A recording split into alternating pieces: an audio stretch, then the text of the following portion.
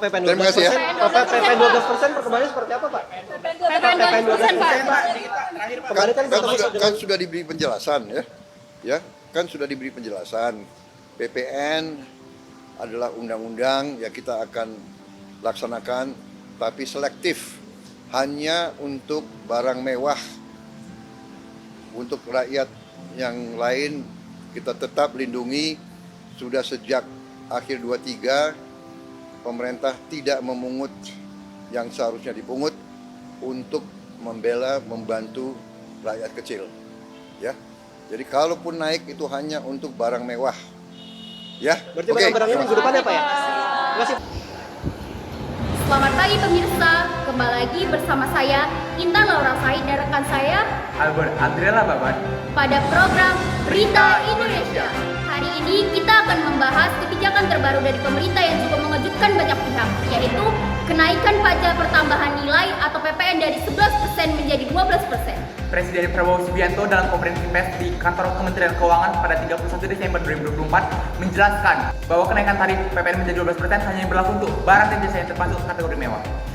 Kenaikan tarif PPN dari 11% menjadi 12% hanya dikenakan terhadap barang dan jasa mewah. Ya, saya ulangi ya supaya jelas. Kenaikan tarif PPN dari 11% menjadi 12% hanya dikenakan terhadap barang dan jasa mewah. Kenaikan PPN dari 11% menjadi 12% hanya akan dikenakan pada barang dan jasa mewah, ujar Prabowo. Menteri Keuangan Sri Mulyani Indrawati menambahkan bahwa barang mewah yang dimaksud adalah barang-barang yang selama ini telah dikenakan pajak penjualan atas barang-barang mewah. Contoh, barang mewah yang dikenakan tarif PPN 12% antara lain jet pribadi, kapal pesiar, dan rumah-rumah mewah. Menurutnya, kategori barang yang termasuk dalam kelompok ini sangat terbatas, hanya mencakup barang-barang tertentu yang harga dan penggunaannya tergolong tinggi. Kenaikan tarif PPN 12% tersebut tercantum dalam Peraturan Menteri Keuangan atau PMK nomor 15 tahun 2023. Berdasarkan peraturan ini, terdapat beberapa kategori barang yang akan dikategorikan tarif PPN 12%, antara lain yang pertama, kelompok hunian mewah. Kelompok hunian mewah seperti rumah, apartemen, kondominium, dan townhouse yang dijual seharga 30 miliar rupiah atau lebih akan dikenakan PPN 12%. Selain itu, barang mewah ini juga dikenakan PPN BM sebesar 20%. Kelompok yang kedua adalah kelompok balon udara dan peluru. Barang mewah seperti balon udara yang dapat dikemudikan, pesawat udara tanpa tenaga bergerak, serta peluru senjata api kecuali untuk keperluan negara, juga akan dikenakan tarif PPN 12%. Yang ketiga adalah kelompok pesawat udara dan senjata api. Barang-barang seperti helikopter, pesawat udara lain selain untuk keperluan negara atau angkutan udara niaga, serta senjata api tertentu yang tidak digunakan untuk kepentingan negara akan dikenakan tarif PPN sebesar 12% dengan tambahan PPN BM sebesar 50%. Dan kelompok yang terakhir adalah kelompok kapal pesiar mewah dan sebagainya. Kapal pesiar, ya, dan kapal ekskursi yang tidak digunakan untuk kepentingan negara atau angkutan umum juga akan dikenakan PPN sebesar 12%. Di samping itu, barang-barang tersebut akan dikenakan PPN BM sebesar 75%. Pemerintah memastikan bahwa barang dan jasa yang selama ini sudah mendapatkan fasilitas bebas PPN atau dikenakan tarif PPN 0% seperti kebutuhan pokok masyarakat tidak akan terpengaruh oleh kenaikan tarif PPN. Barang-barang seperti beras, jagung, kedelai, buah-buahan, sayur-sayuran, serta produk-produk pangan lainnya tetap akan dibebaskan dari PPN.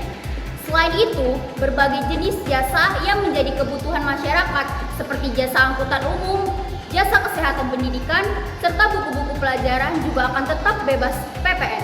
Sri Mulyani menegaskan bahwa semua barang dan jasa yang selama ini dikenakan tarif PPN 11% tetap dikenakan PPN sebesar 11% tanpa kenaikan menjadi 12%. Fasilitas PPN 0% untuk kebutuhan pokok berikut adalah daftar barang dan jasa yang tetap dibebaskan dari PPN atau dikenakan PPN 0%, seperti beras, jagung, kedelai, buah-buahan, sayuran, ikan, daging, dan produk pangan lainnya. Yang kedua adalah susu segar, unggas, hasil pemotongan hewan, kacang-kacangan, serta padi-padian. Ketiga, tiket kereta api, tiket bandara, jasa angkutan umum, serta jasa angkutan sungai dan penyeberangan. Yang keempat, jasa pendidikan, kesehatan, asuransi, serta jasa keuangan termasuk dana pensiun dan pembiayaan. Untuk mengetahui berita lebih lanjut, mari kita sambungkan koneksi kita kepada seorang reporter yang akan berbicara kepada narasumber dan yang dimana narasumber tersebut adalah pakar ekonomi. Mari kita sambungkan kepada reporter. Hai Sobat Berita Indonesia. Pemerintah telah mengumumkan kenaikan pajak pertama nilai atau PPN dari 11% menjadi 12% mulai 1 Januari 2025. Untuk membahas dampaknya, kita sudah bersama dengan pakar ekonomi Ibu Tangga Mada. Mari kita bertemu langsung kepada Ibu Tangga Mada. Selamat pagi Ibu Tangga Mada. Selamat pagi, terima kasih mengundang saya. Nah, langsung saja ya. Menurut Ibu, bagaimana tanggapan Ibu melihat dampak dari kenaikan PPN ini terhadap masyarakat? Kenaikan PPN ini tentu akan berpengaruh kepada harga barang dan jasa. Masyarakat akan merasakan peningkatan biaya hidup, terutama bagi kelompok menengah ke bawah. Selain itu, dunia usaha juga bisa terdampak karena daya beli masyarakat berpotensi menurun. Wow, banyak ya. Nah, selanjutnya, apakah kenaikan PPN ini bisa berdampak positif bagi perekonomian negara? Dari sisi pemerintahan, kenaikan ini bertujuan untuk meningkatkan pendapat negara yang bisa digunakan untuk membangun dan program sosial. Namun, pentingnya bagi pemerintah untuk memastikan bahwa kewajiban ini justru memperlambat pertumbuhan ekonomi. Baik, yang terakhir, apa saran Anda bagi masyarakat dalam menghadapi kenaikan PPN? Masyarakat perlu lebih bijak dalam mengelola keuangan, mulai dari pengaturan pengeluaran hingga mencari alternatif produk yang lebih terjangkau. Pemerintah juga sebaiknya memberikan insentif atau subsidi untuk kelompok. Nah, terima kasih ya Ibu Tangga Mada atas bagian sumbernya pada berita pada hari ini. Selanjutnya kita akan terus memantau perkembangan dari kebijakan ini. Saya Abah Adil melaporkan untuk Anda. Baik, terima kasih reporter. Sekarang kami akan menutup berita kami pada hari ini. Sekian berita dari Berita Indonesia.